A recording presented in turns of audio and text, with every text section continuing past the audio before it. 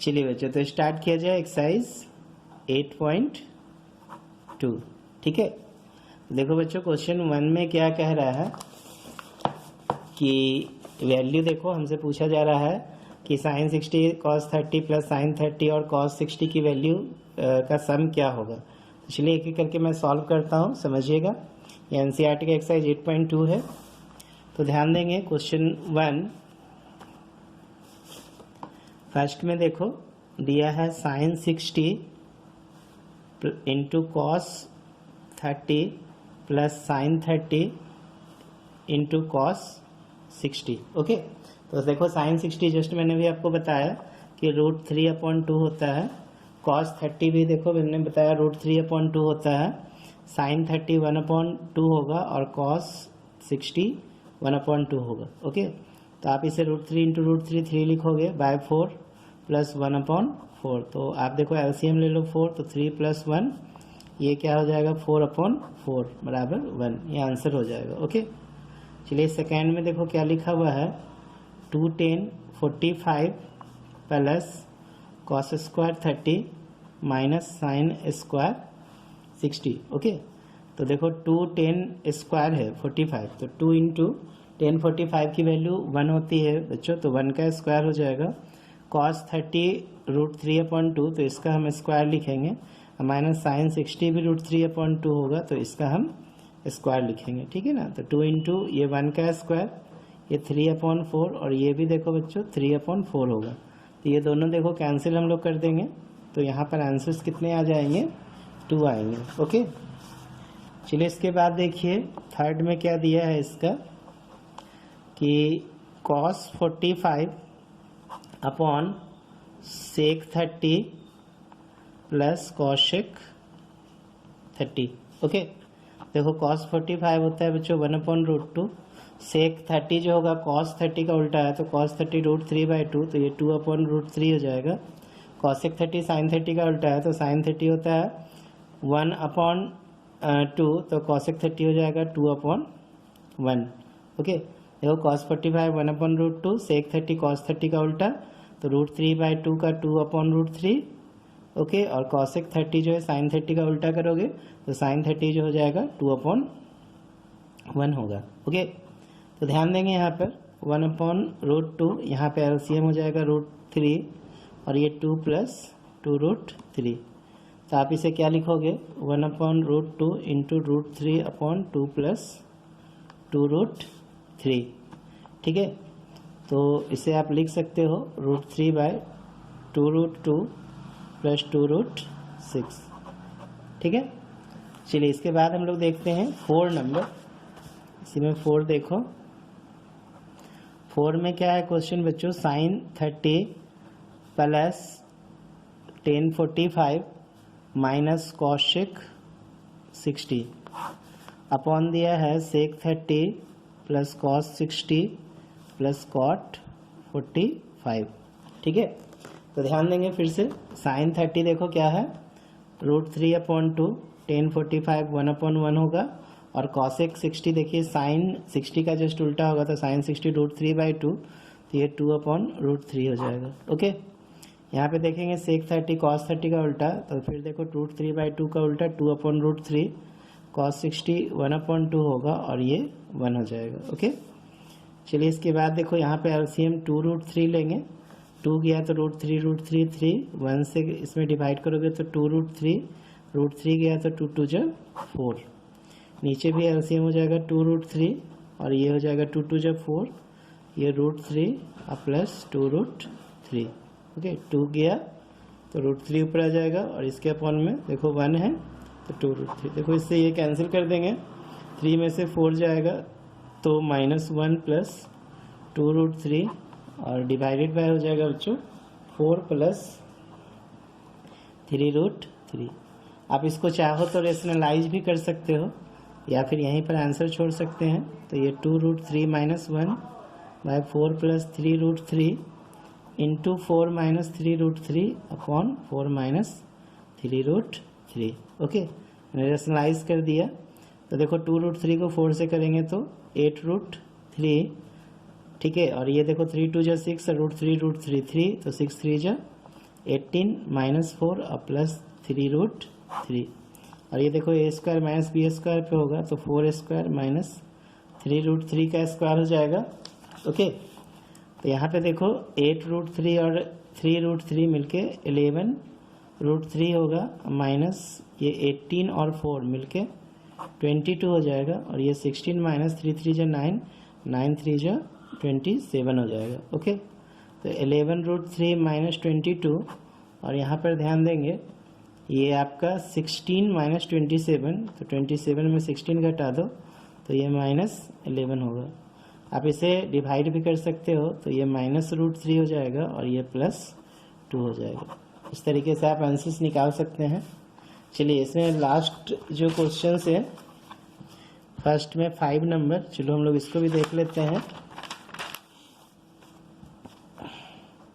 5 में देखो क्या कह रहा है, 5 cos square 60 plus 4 sec square 30 minus 10 square 45। Okay, और डिवाइडेड बाय देखो क्या लिखा है, sine square 30 plus cos square 30।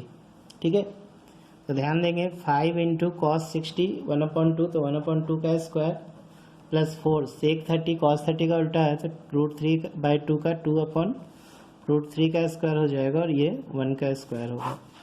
यहाँ पे देखो साइन स्क्वायर 30 तो 1/2 का स्क्वायर, और कॉस 30 तो √3/2 का स्क्वायर। तो आप इसे क्या लिखोगे, 5 into 1/4 plus 4 into 4/3 minus 1 divided by 1/4 plus 3/4 हो जाएगा। ओके, फिर देखो यहाँ पे क्या लिखेंगे हम लोग, 5/4 प्लस 16/3 माइनस 1/1, और यहाँ पे एलसीएम 4 हो जाएगा तो 1 + 3।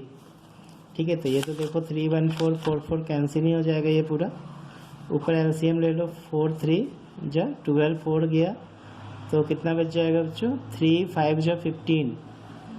ठीक है ना, 3 गया तो 4 16 जा 64, और ये 4 3 जा 12 हो जाएगा।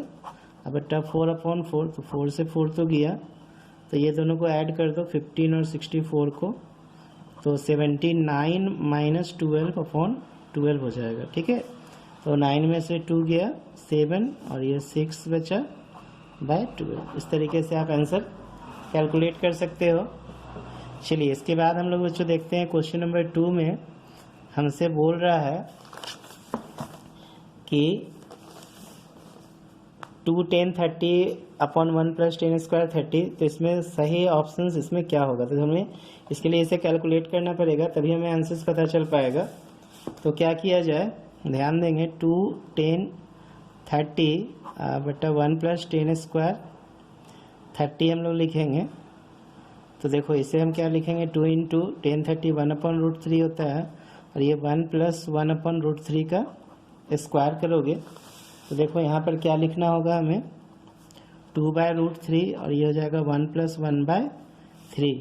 ठीक है, तो यहाँ पे तो एलसीएम हो जाएगा 3, तो ये 3 + 1।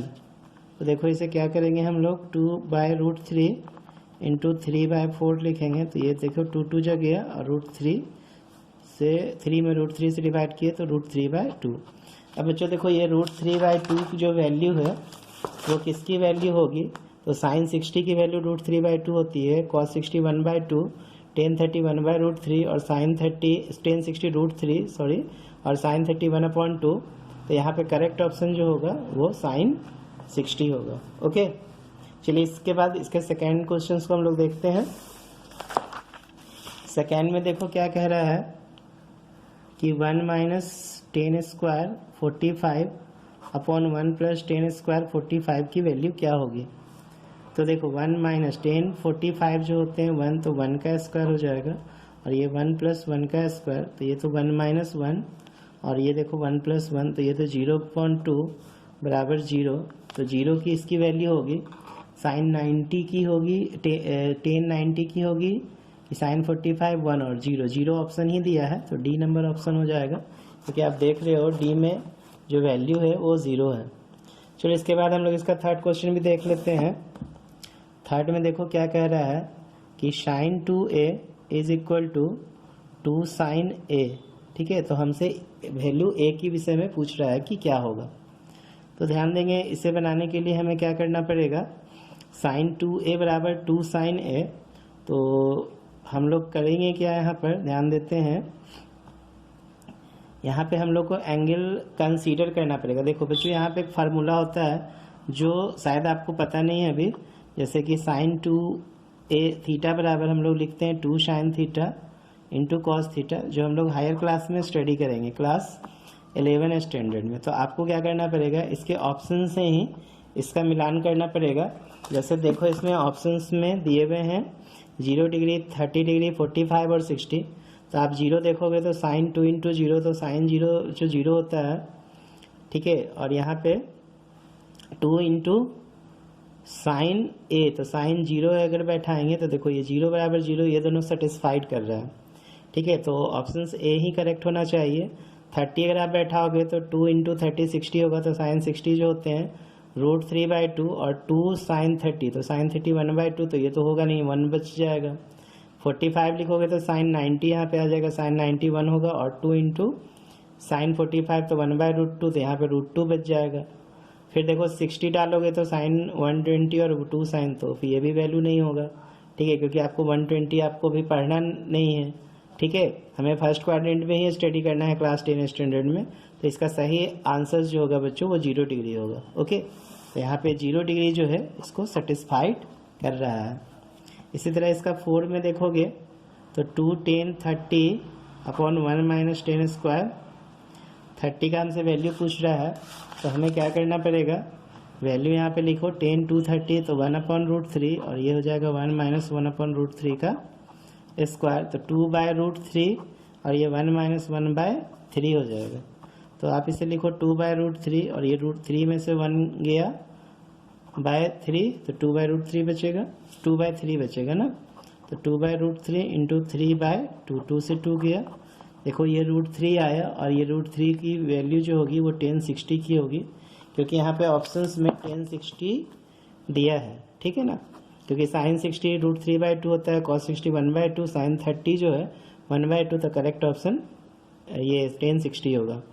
चलिए क्वेश्चन नंबर 3 में देखेंगे, 10a प्लस बी √3 और 10a माइनस बी 1/√3, और हमसे बोल रहा है कि a प्लस बी की वैल्यू 0 से बड़ा और 90 से छोटा या इसके बराबर है, तो a और b निकालो। तो बच्चों ये काफ़ी आसान क्वेश्चन है, चलिए हम लोग स्टडी करते हैं।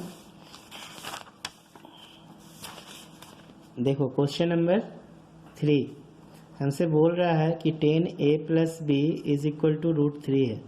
तो बच्चों 10a प्लस बी को आप ऐसे ही रहने दो, और √3 को आप लिख दो 1060 डिग्री, क्योंकि 1060 का वैल्यू पता है कि √3 होता है, ठीक है। इसलिए आप दोनों तरफ से 10 को आप कंपेयर कर दो, कैंसिल करेंगे, तो a प्लस बी 60 होगा, हम इसे इक्वेशन फर्स्ट मान लेंगे। इसी प्रकार देखो बच्चों 10a माइनस बी जो है 1/√3 दिया है, तो 10a माइनस बी को आप लिख सकते हो 10a माइनस बी, और इसे लिख दो 1030 डिग्री, ओके। तो a माइनस बी जो हो जाएगा वो 30 डिग्री होगा, इसे इक्वेशन सेकेंड मानेंगे।